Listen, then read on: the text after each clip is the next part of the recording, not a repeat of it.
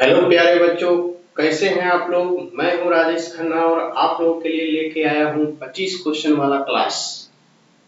और ये क्लास मैंने वादा जैसा किया था कि 25 क्वेश्चन जो है आपको पर डे क्लास चलेगी, चाहे छुट्टी हो या छुट्टी ना हो, एकदम पर डे आपको चलेगी। केवल आपको पेशेंस के साथ घर रूम में बैठ के इसको प्रैक्टिस करना है। मैं 20 साल का अपना तजुर्बा बताता हूँ प्यारे बच्चों कि अगर आप ये को क्लास करते रहते हैं रेगुलर, कुछ नहीं है, 20-30 मिनट का तो क्लास ही होता है, अगर आप रेगुलर करते हैं तो मैं वादा करता हूँ कि एकदम चैलेंज के साथ आप जो है सो आगे बढ़ जाएंगे, रिजल्ट के करीब पहुंच जाएंगे। तो चलिए वो रिजल्ट के करीब पहुंचने वाला पहला क्वेश्चन क्या कहता है आज का, जो आपके स्क्रीन पे दिख रहा है, बहुत ही मजेदार। बोला 36 आदमी मिलके 140 मीटर लंबी दीवार 21 दिन में बना सकते हैं। यदि वह दीवार 14 दिन में उसी औसत से बनाई जानी हो तो उसी औसत का मतलब, कहने का मतलब कि उतना ही लंबी और बनाई जाए तो कितने आदमी की आवश्यकता होगी।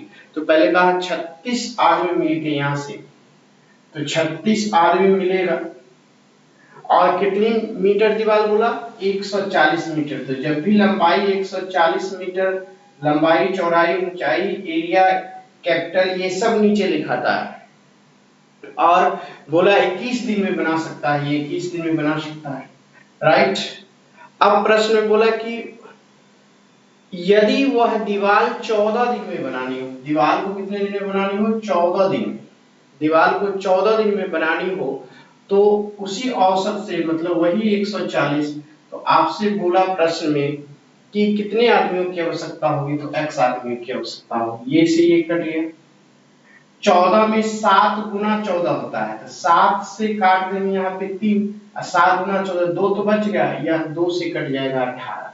ये जो x बराबर जो आपका आंसर आएगा 18 गुना 3 54, यानी 54 आदमियों की आवश्यकता होगी। इस तरीके से आपका आंसर हो गया। चलिए बवाल हुआ कि नहीं, बहुत ही शानदार लिखेंगे काट के आंसर, एकदम बहुत ही झकास। और लग रहा होगा कि सर वाकई आपके लिए मेहनत कर रहे हैं, तो जरूर लाइक कमेंट शेयर करना ना भूलेंगे। चलिए नेक्स्ट क्वेश्चन आपका, क्वेश्चन नंबर 2 आपका, ये 2 रहा आपके स्क्रीन पे। कहा यहां से क्वेश्चन नंबर 2 में देखिए, कहा एक वर्ग और आयत की परिधि बराबर है। तो वर्ग यहां से लिया मैंने, ये वर्ग हो गया और इक्वल टू है आयत का परिधि बराबर है। यानी कि ये वर्ग है, यानी कि वर्ग को किससे डिनोट किया है, वर्ग को a से डिनोट किया है, यह a है और यहाँ पे b है। बराबर क्या है, पेरीमीटर, यहां से पेरीमीटर लिख दूं और ये पेरीमीटर बराबर है। वर्ग ये आपका स्क्वायर है, ये आपका रेक्टेंगल है।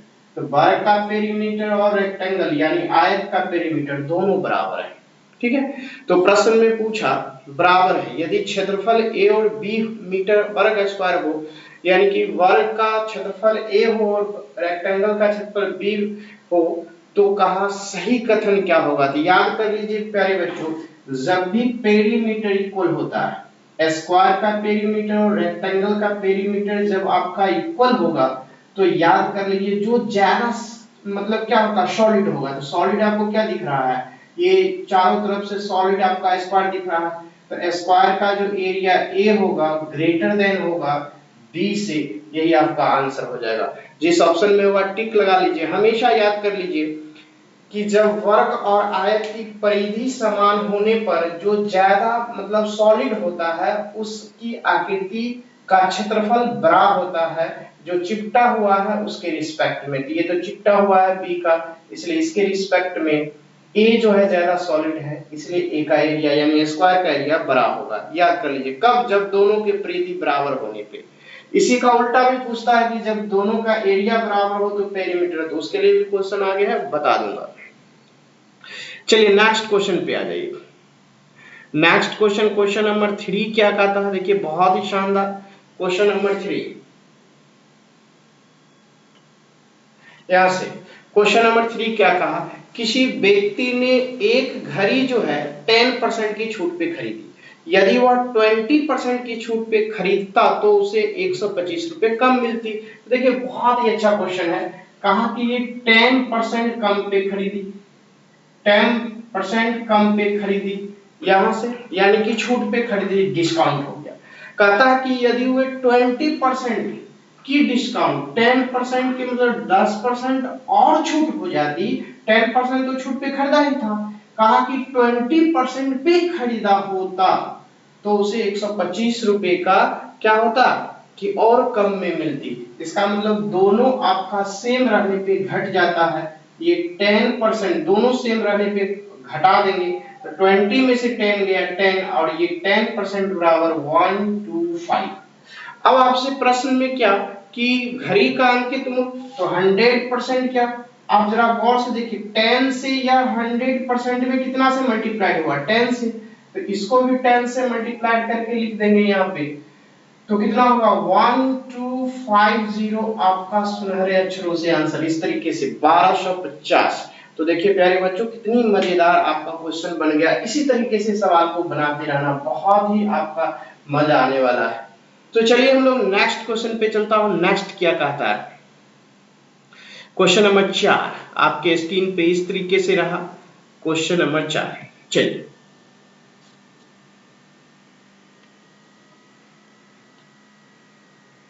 क्वेश्चन नंबर 4 को देखेंगे। कहा X Y Z, Y Z X, X is to Y Z, Y is to Z X और Z is to X Y अनुपातों के व्युत्क्रमी अनुपात का, पहले तो लिख लेता हूं, x is to yz, y is to zx, z is to xy, यही है। ये आपका मैंने तीनों लिख लिया, ये आपको दिख रहा होगा, ये मैंने तीनों लिख लिया, right. z is to xy। अब कहता है कि इसका व्युत्क्रम x बटे y है, तो इसका व्युत्क्रम क्या हो जाएगा yz बटे x। फिर इसका y बटे zx है, व्युत्क्रम रेसिप्रोकल क्या होता है, x का रेसिप्रोकल जो होता है यहाँ पे ये होता है 1/x, राइट। ये मैंने लिख लिया, x का रेसिप्रोकल 1/x, उसी तरह से x y yz का रेसिप्रोकल y z yx, इसी तरह से ये z x y y हो जाएगा और इसी तरह से ये x y by z हो जाएगा। अब कैंसिल कर दीजिए, ये y से y, ये z से z और ये x से x कट गया, तो बचा yz और यहाँ वाला x मिलके x y z अपन में 1। इसको रेशियो में लिखेंगे x y z is to 1, जिस ऑप्शन में होगा टिक लगा लेंगे। इस तरह से देखिए बहुत ही झकास तरीकों से बन गया। तो सबसे बड़ी बात इस क्वेश्चन में जानना था कि रेसिप्रोकल क्या होता है, व्युत्क्रम क्या होता है। तो कोई x है और रेसिप्रोकल पूछा तो 1/x, यानी उसी को उलट देंगे तो आपका रेसिप्रोकल हो जाएगा, करके मल्टीप्लाई कर दिया। तो नेक्स्ट क्वेश्चन पे आ जाइए। क्वेश्चन नंबर 5 क्या कहता है, देखिए क्वेश्चन नंबर 5 आपके स्क्रीन पे चला गया। क्वेश्चन नंबर 5 बहुत ही झकास क्वेश्चन नंबर 5 को देखेंगे आनंद आ जाएगा। कहा एक टेप रिकॉर्डर को 1040 रुपए में बेचने पर एक व्यक्ति को 4% का लाभ होता है, ठीक है। कहा कि यदि उसे 950 रुपए में बेचे तो उसे कितने प्रतिशत की हानि होगी। तो यहाँ पर देखिए सबसे पहले तो बोला 4% का प्रॉफिट हो रहा है, प्रॉफिट के लिए एरो ऊपर की ओर कर देता हूं। तो कितने में बेचने में प्रॉफिट होता है 1040 में। जरा गौर से देखिए 1040 रुपए में बेचा तो प्रॉफिट कितने का हुआ 4% का। इसका मतलब 10% में करेंगे तो 100 कितना होगा 4% आपका हो जाएगा, ठीक है। यानी 104% इक्वल टू 1040, राइट।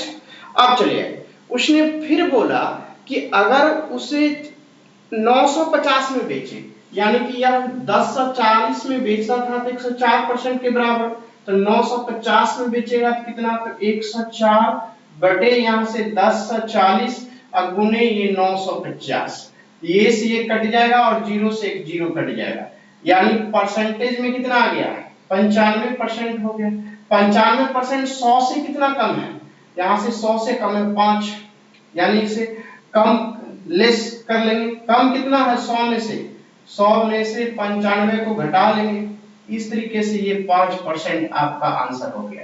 यानी कि 950 में बेचेगा तो कितने परसेंट की हानि होगी 5% की हानि होगी। तो जिस ऑप्शन में वह टिक लगा लीजिए। बहुत ही शानदार क्वेश्चन था, बहुत ही झकास तरीके से, कुछ करना ही नहीं है, आसानी से आपका आंसर आ रहा है। अब चले आएंगे नेक्स्ट क्वेश्चन नंबर 6 क्या कहता है उसको देखिए। क्वेश्चन नंबर 6 बहुत ही झकास तरीके से क्वेश्चन नंबर 6।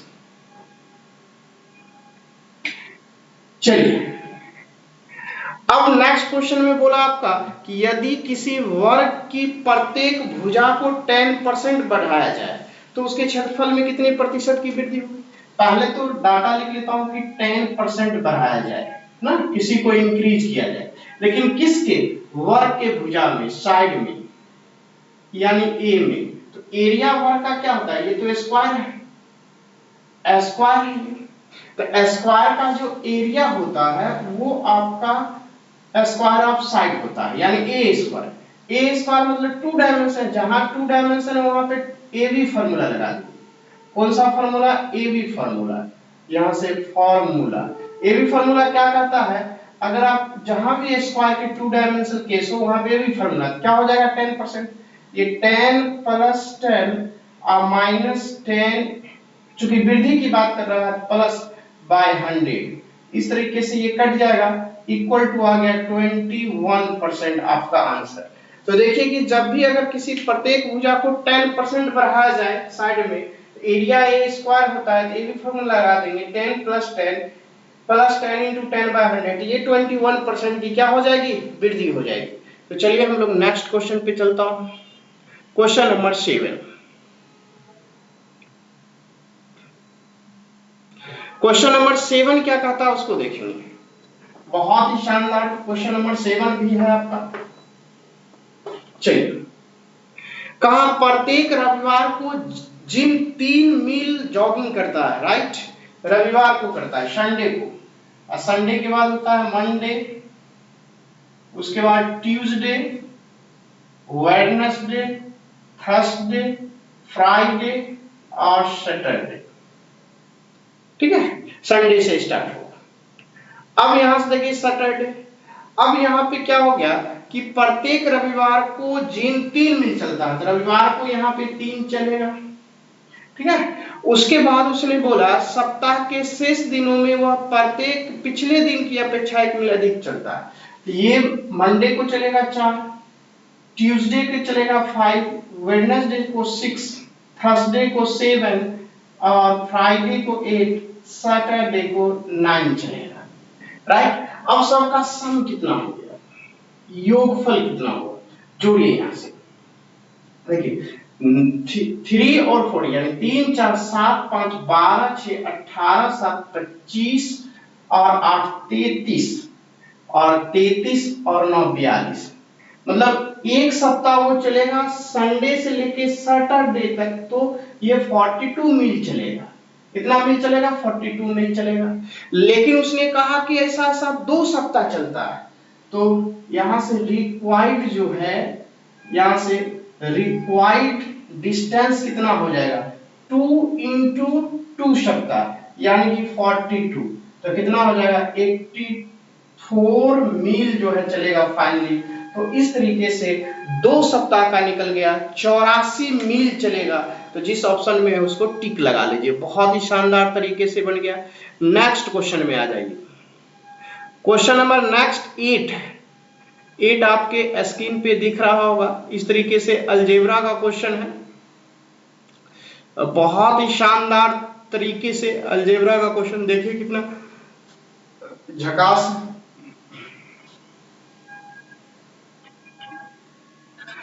आगे बोला यदि PQ माइनस QQ, देखिए बहुत ही अच्छा क्वेश्चन, यहां से बोला PQ माइनस QQ और P माइनस Q, इस तरीके से।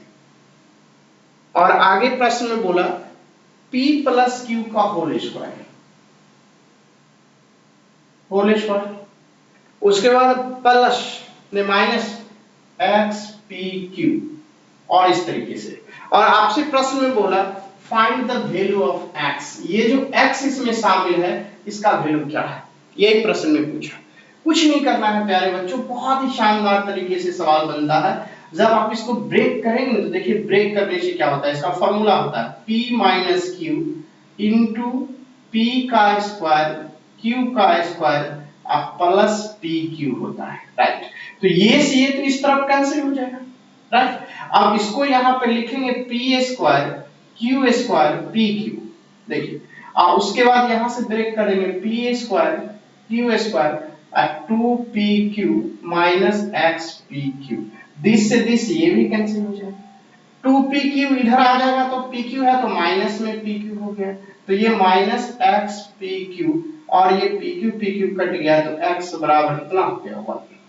देखिए शानदार तरीके से सवाल बना के नहीं बना, कुछ नहीं करना, बहुत ही अच्छे तरीके से सवाल, कुछ नहीं करना। ये p minus pq minus qq का फॉर्मूला ये होता है, ये से कट गया, बचा इस तरफ सिंगल ये, और उसके बाद इसको ब्रेक करके लिखा, सब कट गया, 2pq था इधर ले आया तो माइनस 2pq और pq घट गया तो एक pq बचा जो कट गया दोनों तरफ से, इस तरीके से आंसर आ गया।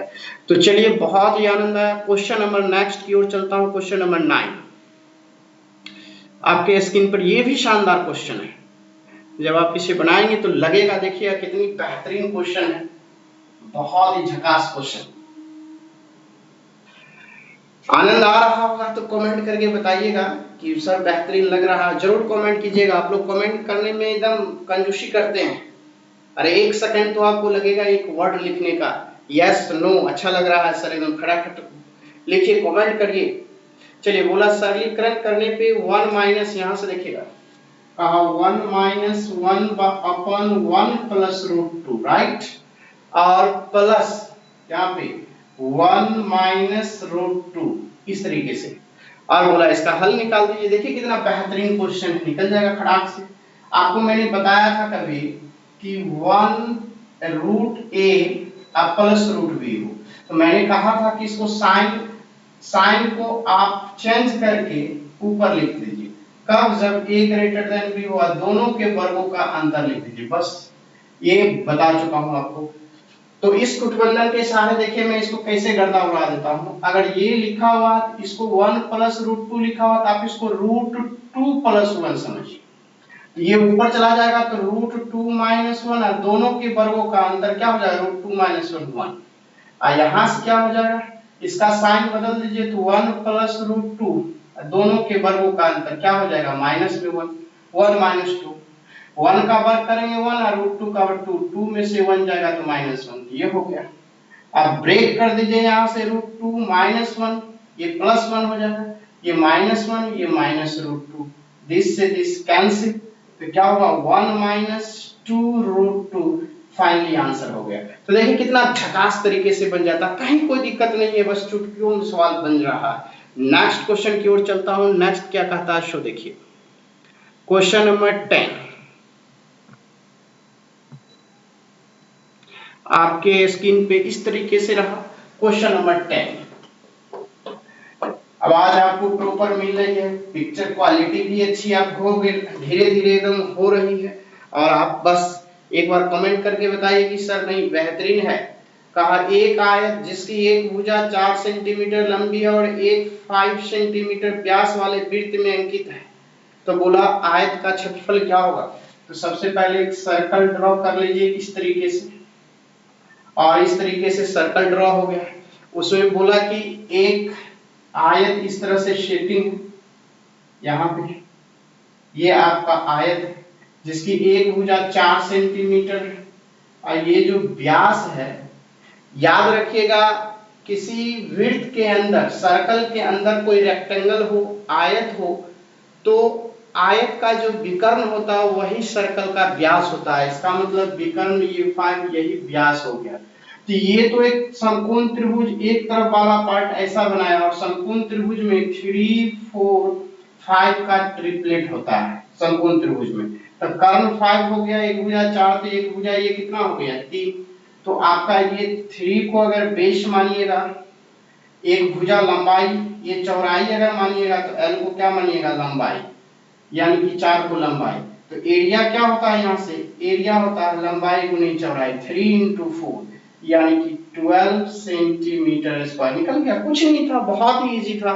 हमें एक ही चीज याद रखना है, किसी भी सर्कल के अंदर अगर रेक्टेंगल हो किसी भी सर्कल के अंदर रेक्टेंगल हो तो उस रेक्टेंगल का जो विकर्ण होगा वही वृत्त का यानी सर्कल का व्यास होगा। तो दोनों तो सेम ही हो गई 5, ये 5 4 3 का रिलेशन होता है, 3 नहीं दिया हुआ था, 3 फाइंड आउट हो गया।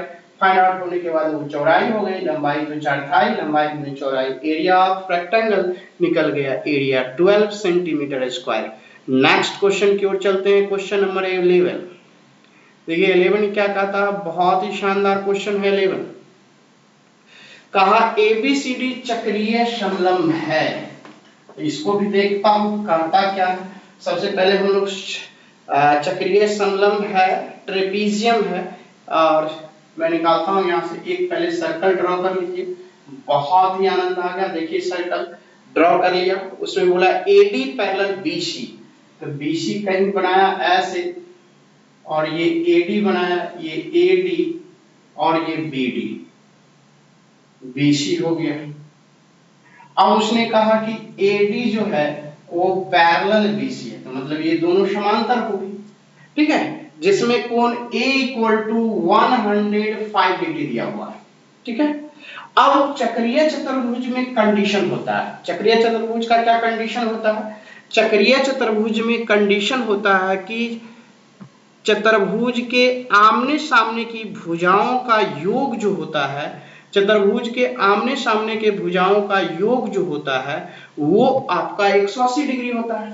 तो चक्रीय चतुर्भुज में आमने सामने के भुजाओं का योग जो होता है 180 डिग्री होता है। इसका मतलब ये हुआ यहाँ पे कि a + c = 180 डिग्री होगा।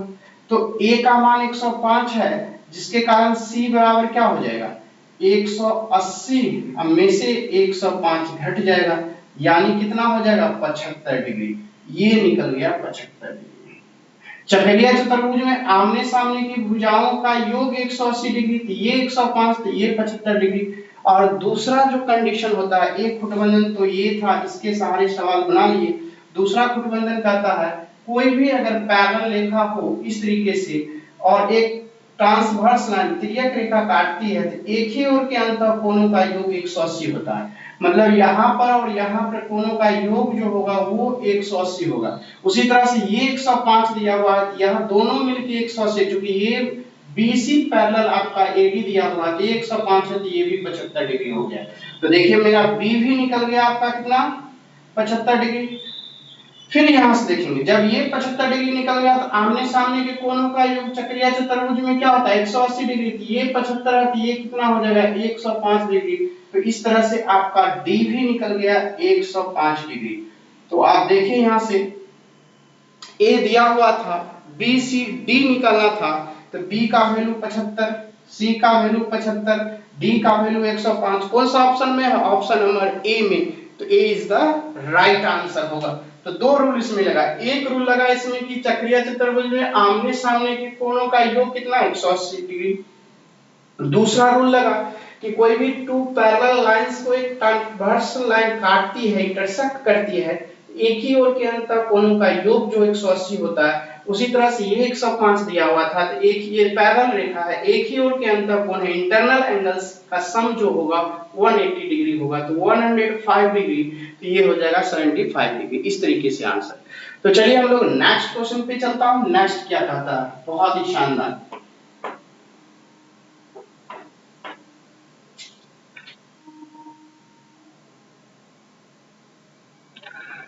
क्वेश्चन नंबर 12 में आ जाइए। क्वेश्चन नंबर 12 भी आपका झकास है, जो आपके स्क्रीन पे दिख रहा है। 12 में बोला आपसे यहाँ पे कि यदि sec 15 थीटा = cosec 15 थीटा, बहुत ही शानदार, ये आपका sec 15 थीटा और इक्वल टू cosec 15 थीटा, इस तरीके से, राइट। तो आपका यहाँ से रूल मैंने बताया था कि ये sec a = cosec b, यह तभी बराबर होता है जब sum of both angles equal to 90 डिग्री। दोनों के एंगल्स का जो सम होगा वो 90 डिग्री होगा। यहाँ भी दोनों के एंगल्स का सम 15 और 15 मिलके 30, तो 30 थीटा = 90 डिग्री। इसका मतलब थीटा = कितना हो गया 3 डिग्री, और अगर थीटा का मान ही निकालना होगा तो 3 डिग्री आंसर राइट आंसर हो जाएगा। तो ये जो आपका कुटबंधन मैंने लिखा है इसको आप याद कर लेंगे कि sec a equal to cosec b जब भी आपको बराबर दिखे, सपना में भी दिखे या अंधेरा में भी दिखे, कहीं भी दिख जाए तो सीधा समझ जाइएगा दोनों के एंगल्स का सम 90 डिग्री। तो देखते ही को 15 यहाँ पर है और ये तो 15 यहाँ पे आ गया, तो 15 15 क्या हो गया 30, तो 30 थीटा बराबर 90। तो आप ऐसे भी मेंटली कैलकुलेशन करके बना सकते हैं। तो चलिए नेक्स्ट क्वेश्चन पे आता हूँ। क्वेश्चन नंबर 13 भी आपका बहुत है अच्छा क्वेश्चन, अलजेब्रा का है। तो देखिए कोई भी क्वेश्चन हो आपको इसी तरीके से बनाते चलना है, कुछ नहीं। अब कहा कि x इक्वल टू, यहां से देखिए क्या कहा, x इक्वल टू 0.25 पर पावर 1/2 इस तरीके से दिया हुआ है। x equal to 0.25 to the power 1/2, इसका मतलब इससे बाहर निकलेगा तो ये 0.5 हो जाएगा। फिर y इक्वल टू आ जाएगा, y इक्वल टू में पूरा 0.4 का होल स्क्वायर इस तरीके से। तो इसका मतलब है 4 का स्क्वायर 16 और 2 अंक के बाद दशमलव तो 0.16। z इक्वल टू बोला 0.216 का होल स्क्वायर, तो बाहर निकलेगा कितना हो जाएगा, ये q लिखा हुआ है तो 0.6 इस तरह से। 6 का q होता है 1/3 लिखा हुआ है इस तरह से, क्योंकि 0.216 टू द पावर 1/3 तो बाहर निकलेगा तो 0.6 हो जाएगा। अब आप देखिए अगर एक और जीरो का लगा के दो अंक बना लिए तो ये 60 पैसा, ये 50 पैसा, ये 16 पैसा, देखने से यह स्पष्ट हो रहा है कि z जो है वो बड़ा है, उससे छोटा आपका y है, उससे छोटा आपका क्या नहीं, सबसे बड़ा z, उसके बाद x है और लास्ट में आपका ये y है। तो जहां इस तरह का रिलेशन आप देखें वही आपका राइट आंसर हो जाएगा। तो आपका right answer option number C दिख रहा है। तो इस तरीके से बन गया। बहुत ही मजेदार क्वेश्चन था। क्वेश्चन नंबर 13, 14 की ओर आएंगे धीरे धीरे बढ़ते हुए अपने लक्ष्य की ओर। एकदम आप लोग पेशेंस के साथ पेन और कॉपी लेके बैठे रहिए और इसको पॉज करके वीडियो को देखिए। मैं तो बनाता ही हूँ, पॉज कर दीजिए वीडियो को और बनाइए, उसके बाद मिलाइए कि सर जो बनाए वो मेथड बनाया, वो जो मेरा आंसर मिला है, इससे आपको कॉन्फिडेंस जो बढ़ेगी, कॉन्फिडेंस लेवल जो है काफी हाई हो जाएगी। और एक बार जब हाई हो गया ना अंदर से, तो समझिए कि कोई भी एग्जाम आपके लिए कोई बड़ी चीज नहीं है। 11 सदस्यों की क्रिकेट टीम ने औसत 23 रन बनाए। यदि पहले खिलाड़ी इसका मतलब 10 में 113 रन बनाए हो, यदि पहले खिलाड़ी ने 113 रन बनाए हो तो अन्य खिलाड़ियों की औसत क्या हो जाएगा। तो जरा गौर से देखिए, 11 खिलाड़ी ने औसत 23 रन बनाए, क्या औसत 23 रन बनाए, तो योग कितना हो जाएगा इसका, योग हो जाएगा 253। 11 से मल्टीप्लाई कर दिया 253 हो गया। अब कहा कि पहले खिलाड़ी ने, तो पहले खिलाड़ी ने यहां से देखिए, तो पहले खिलाड़ी ने 113 बनाया, इसका मतलब है कि 11 में पहला बनाया, 13 में तो शेष बचा 10, शेष तो 10 खिलाड़ियों का योग निकल गया कितना 140। 10 खिलाड़ियों का योग कितना निकला 40। तो एवरेज बोला निकालने के लिए इसको 10 से डिवाइड कर दीजिए और यही आपका रिक्वायर्ड एवरेज हो जाएगा। तो रिक्वायर्ड एवरेज कितना का निकलेगा 14 का निकल जाएगा। देखिए कितनी शानदार तरीके से सवाल बन गया। तो option number C is the right answer. Question number next 15, और इस तरीके से क्वेश्चन नंबर 15 आपके स्क्रीन पे देखिए कितनी शानदार अलजेब्रा का क्वेश्चन है, एकदम खटाखट बनने वाला क्वेश्चन सब आपको आ रहा है। कहा यहां से a square equal to bx ने by cz, इस तरीके से b स्क्वायर इक्वल टू आपका दिया हुआ है czax और c स्क्वायर इक्वल टू दिया हुआ है axby, इस तरीके से आपका दिया हुआ है। तो सबसे पहले हिट एंड ट्रायल मेथड लगा लेते हैं कि a b और c सब इक्वल हो और वो 2 के बराबर हो, ऐसा हमने मान लिया, से मतलब माना कि, और जहां जहां x y z हो उस सब के लिए 1 मान लिया, इसको भी मान लिया। जब हमने मान लिया तो देखता हूं क्या यह सेटिस्फाइड करता है, तो सेटिस्फाइड कराइए। a की जगह पे 2 रखिएगा तो 2 का स्क्वायर कितना होगा 4, और b के जगह पर 2 रखना है और y की जगह पे 1, फिर c के जगह पे 2 रखना है और z की जगह पे 1, तो 2 + 2 मिलके ये 4 हो जाएगा। इसका मतलब कि LHS बराबर ये RHS हो रहा है, कहीं भी रखिएगा तो ये सेटिस्फाइड हो रहा है। और जब सेटिस्फाइड हो रहा है तो आपका आंसर किसका निकालना है, ये x अपन a + x, फिर निकालना है ये y अपन b + y, फिर निकालना है z अपन c + z। अब तो x y z का वैल्यू ये 1, तो 1 बटा यहाँ से कितना हो जाएगा a + x, a का मान 2 और x का मान 1, तो ये 3 हो जाएगा। उसी तरह आगे भी 1/3 होगा, उसी तरह से आगे भी 1/3, इस तरह से 3/3 कट के कितना हो जाएगा 1। अब बताइए झकास है कि नहीं झकास है। इस लेवल से बनाइएगा तो सवाल चुटकियों में बढ़ेगा कि नहीं बढ़ेगा, और आपके सामने टिकेगा ही नहीं। तो मैं आशा करता हूं बेहतरीन तरीके से सीखे होंगे। नेक्स्ट क्वेश्चन की ओर आता हूं। नेक्स्ट क्वेश्चन भी अलजेब्रा का इसी तरह का शानदार क्वेश्चन है। क्वेश्चन नंबर नेक्स्ट देखिए, क्वेश्चन नंबर नेक्स्ट 16 क्या कहता है, बहुत ही शानदार।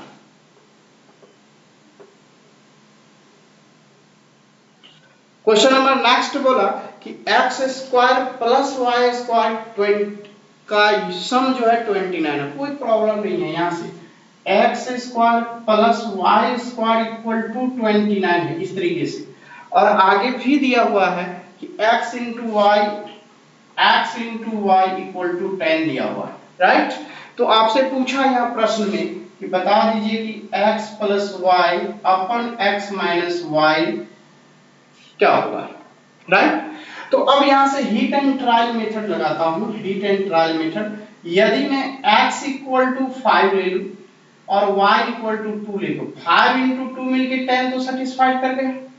और कहता भी है x > y, x बड़ा होनी चाहिए, y छोटी होनी चाहिए, नहीं तो हम y को भी तो 5 ले सकते थे और x को 2 ले सकते, लेकिन कंडीशन लगा दिया कि क्या x को ही बड़ा लेना है, तो x को 5 ले लिया। तो 5 × 2 मिलके 10, अब इसको सेटिस्फाइड करता हूं। 5 का स्क्वायर यहां से 25 और 2 का स्क्वायर यहां पे 4, दोनों को जोड़ दिया तो ये 29 भी पूरा गया। यानी दोनों इक्वेशन जो दिया हुआ वो सेटिस्फाइड हो गया। और जब सेटिस्फाइड हो गया तो आंसर भी सेटिस्फाइड हो जाएगा। x का मान यहां से 5 और यहां से ये 2, तो 5 2 ऊपर में कितना हो जाएगा 7, और नीचे 5 में से 2 गया कितना हो जाएगा 3, और 7/3 is the right answer, correct. चलिए next question here, next question is here 17 क्या कहता है, यहां से देखेंगे। क्वेश्चन नंबर 17 कहा किसी समबाहु त्रिभुज के परिवृत्त और उसकी त्रिज्या में, परिवृत्त और अंतःवृत्त की त्रिज्या में अंतर क्या पूछा। थोड़ा सा स्पष्ट नहीं लिखा हुआ है, लेकिन वहां पूछ रहा है आपसे कि समबाहु त्रिभुज की परिवृत्त और अंतःवृत्त की त्रिज्याओं का अनुपात क्या हो जाएगा। तो जरा देखिए, यहां से मैं आपको बहुत ही डिटेल बताता हूं। अगर ये समबाहु त्रिभुज हो जाए ऐसे करके, आपको दिख रहा होगा, ये समबाहु त्रिभुज हो जाए, इसके बाहर से एक सर्कल गया ऐसे करके, राइट, ठीक है। और इसी के अंदर से पहले तो ये हो गया, अगर मान लिया जाए समबाहु त्रिभुज की भुजा ए हो जाए, तो यहां से लेके यहां तक तो ये तो आपकी रेडियस होती है ना, ये वाली रेडियस। ये जो आपकी रेडियस r हुई, r = a/√3 हो गई। ay क्या हो गया, √3 हो गया। ay कितना हो गया, √3 हो गया। बहुत ही झकास यहां से देखिए।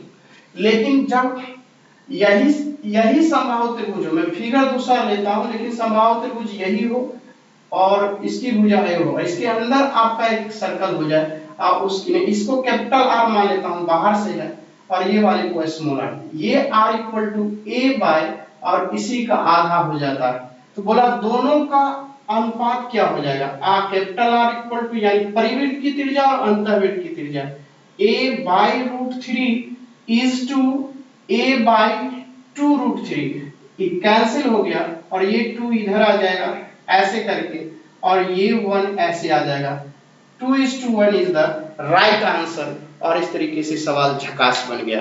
तो याद रखिएगा, कोई भी इक्विलेटरल ट्रायंगल हो, उसके बाहर से कोई, उसके वर्टेक्स से कोई सर्कल पास करता हो, देन उस केस में उस रेडियस, उस सर्कल का रेडियस जो होगा इक्विलेटरल ट्रायंगल का भुजा a/√3 होगा।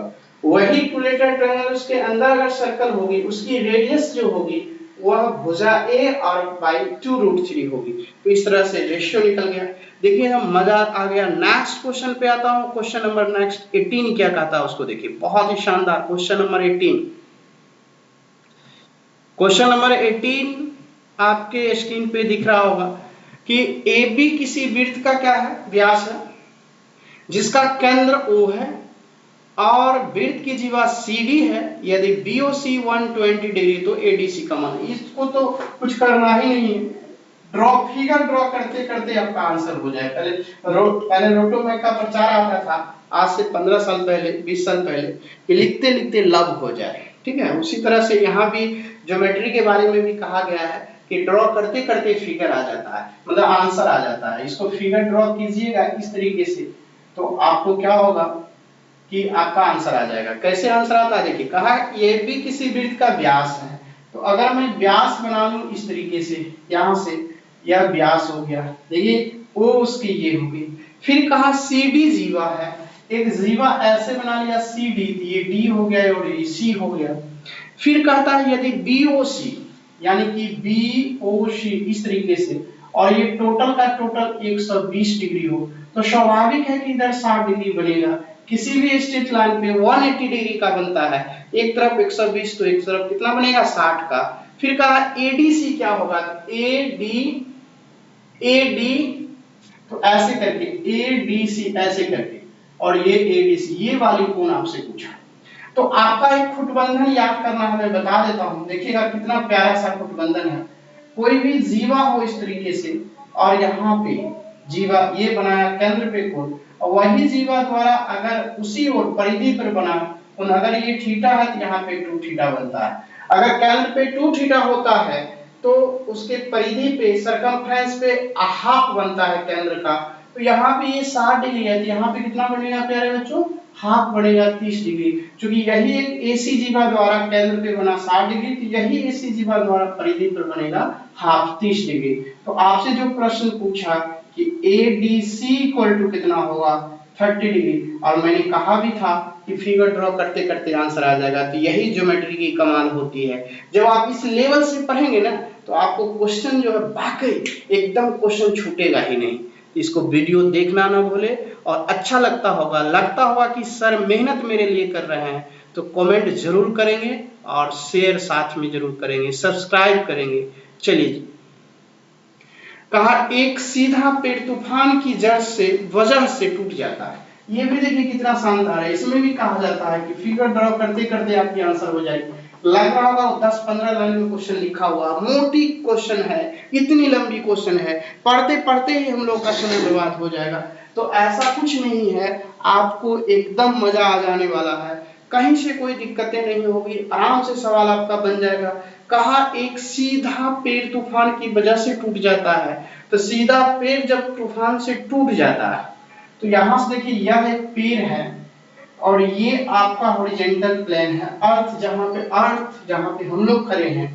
तो यहाँ ये पेड़ जो है तूफान से यहाँ से क्रैक करता है और इस तरह से वो गिरता जाता है, और गिरते गिरते गिरते गिरते इस तरह से ये यहाँ पे जाके जमीन से मिलती है।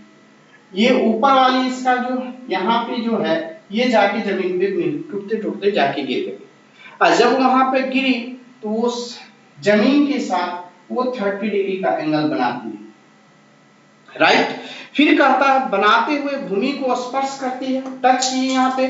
फिर कहा आपका वहां से कि शीर्ष भाग जो है ये वाले वर्टेक्स जो है वो भाग भूमि को स्पर्श करता है जो 10 मीटर पे है, यानी कि पेड़ के तल से जहां वो स्पर्श कर रहा है इसकी दूरी जो है यहां से यहां तक का 10 मीटर है, यहां से लेके यहां तक का।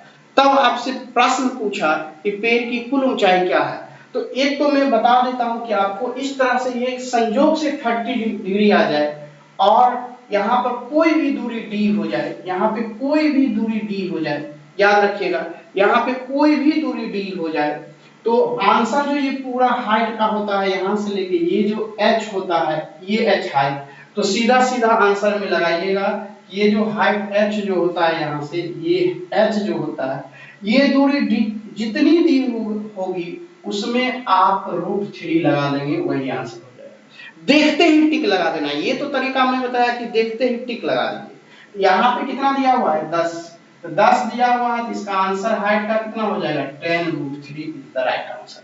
तो देखिए इतनी बड़ी क्वेश्चन को मैंने कितनी झकास से आपको बता दिया, कहीं से दिक्कत होने का कोई चांस ही नहीं है। आराम से क्वेश्चन आपकी बन गई, इस लेवल से बन गया, कहीं से कोई दिक्कत नहीं होने वाला है कि जब भी ये दूरी डी दिया हुआ हो और ये 30 डिग्री दिया हुआ हो, तो इस तरह के फिगर में ये टोटल हाइट पूछे तो जो डी यहाँ पे है उसको √3 से गुना कर दीजिए, टोटल हाइट निकल जाएगा। तो d√3 टोटल हाइट हो जाएगा। इस तरह से 30 डिग्री, ओनली 30 डिग्री होना चाहिए, 60 डिग्री होगा या 30 के छोड़ के कोई भी एंगल होगा तो काम नहीं करेगा, केवल और केवल 30 डिग्री में। तो 10√3 देखिए, तो केवल सवाल देखिए आंसर लग गया कि नहीं लग गया, आराम से लग जाएगा। और बनाने की बात हो तो 30 डिग्री के बगल वाले को मैंने आपको बताया है कि √3 मानना है और ये जो 60 डिग्री होगा इसका 1 मानना है अनुपात में। तो √3 बराबर 10 दिया हुआ है तो 1 बराबर कितना हो गया 10/√3, ये 10/√3 हो गया। और जो 60 के बगल में होता है उसी का दुगुना यहाँ पे होता है, ये 20√3 हो गया। क्योंकि ये जो भाग टूटा हुआ है ये तो पेड़ का यहीं से यहीं वाला भाग है, तो ये भी पार्ट कितना हो जाएगा 20 या /√3। और टोटल हाइट पूछा यहाँ से, तो √3 10√3 या 20√3 ये मिलके कितना हो जाएगा 30/√3। तो कितना होगा √3 से काटेंगे तो ये 10√3। तो इतना जो करेंगे डायरेक्ट वहां पे आंसर लिख दीजिए। तो दो तरीके से मैंने बताया और इस तरीके का इस्तेमाल करेंगे, काफी बेहतरीन रहा। और ये ट्रिक जो मैंने बताया वो जरूर याद करके रखेंगे, आपको काम आएगा, समय की बचत होगी आपकी। नेक्स्ट क्वेश्चन शायद आपकी CISI की है, तो देखिए आनंद उठाइए। CISI का कहता क्या है, बहुत ही प्यारा सा क्वेश्चन।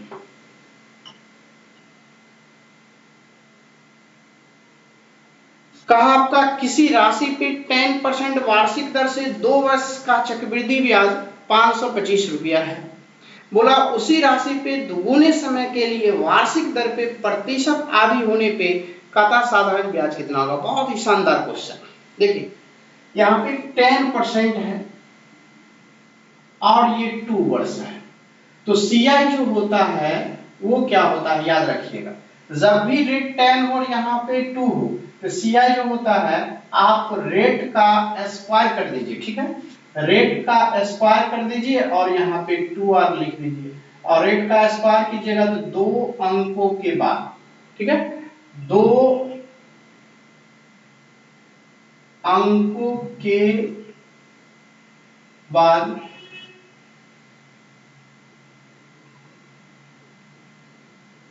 दशमलव पुट कर देंगे। तो कैसे देखिए यहाँ पे कोई भी 2 वर्ष हो, रेट कुछ भी हुआ, केवल समय 2 वर्ष हो, ये केवल 2 ही वर्ष के लिए मैं बता रहा हूं, लिख देता हूं थोड़ा सा। तो रेट का स्क्वायर क्या हो जाएगा 10 का स्क्वायर 100, तो केवल 2 ही अंक लेना है, 2 अंक के बाद दशमलव बच गई, लेकिन तो 10 का स्क्वायर तो 100 आया, तो कैरी हाथ में कितना बचा 1। जब हाथ में 1 बचा तो उसको बचा के रखिए। अब यहाँ से 2 आ तो 10 दूना 20 और 1 ये 21, यही होता है परसेंट। तो कितना परसेंट आ गया 21% हो। तो जब भी रेट 10% हो 2 वर्ष हो तो ये फॉर्मूला कोई भी रेट के लिए आप लगा सकते हैं। बोलेगा सर मैं 8% करूं ये 2 वर्ष तो CI कितना होगा, तो देखिए यहाँ से 8 का स्क्वायर 64, संयोग से 2 ही अंक हैं और 8 दूना 16, यही हो जाएगा परसेंट, याद रहेगा। अब यहाँ चूंकि हमको तो इसकी जरूरत नहीं है तो हमको तो सिर्फ क्या है 10% से मतलब है। चलिए 2 वर्ष का तो ये 21%, ये आपका 21% ब्याज बराबर ब्याज 525 हो गया। अब यहां से 100% करेंगे तो कितना हो जाएगा, 21 से काटेंगे कितना बार में 21 दूना 42, 21 पंचे 25 बार में कट जाएगा और ये 100 25 100 राशि हो जाएगा। अब यहां से 21% बराबर 525, तो 100% बराबर कितना 2500 रुपया हो गया।